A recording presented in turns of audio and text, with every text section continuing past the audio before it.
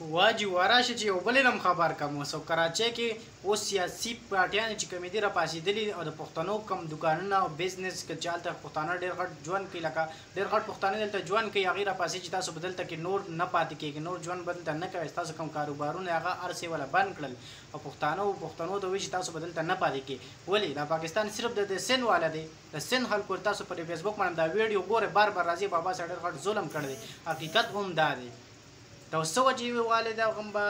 امیر صاحب غټ غټه ګیره تاسو پر فیسبوک باندې ووینئ سیاسي پارټیان را پاسېدلي دي او هم دغه کوي چې تاسو پښتنو ته وایي چې تاسو به دلته نه پاتې تاسو خپله خیبر پښتونخوا ته ځئ ولې دا پاکستان یوازې دی دوی دی پاکستان یو قوم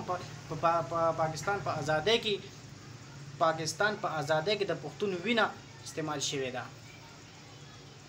د پښتون چې څومره دغه کې دغه مرزبه आवाज اوچتوم کو ما په څوک را دی بدی وای که څوک کیمرا وای تا څه شروع کړی پلان کې او ډنګري پرېږدا زبر چې د پښتون لپاره आवाज اوچتوم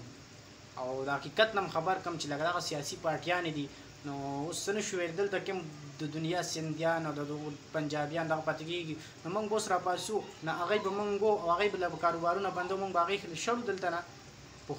پښتون ملمدوس خلک دی د ملمد دومره خیال خپل سر په ورکې د پښتون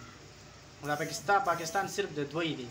بس نه شو ویل یار پښتنو بس حقیقت نه مې خبرو له وړ شان دی ویډیو و تاسو ته مې کې خدا او یو ریکوست ته زما چې زما یوټیوب چینل ته ورشي او سبسکرایب کې تاسو به یو جهان مننه ډبل ویډیو پر ځان ډېر خیال ساتي مال اجازه ترا کې مننه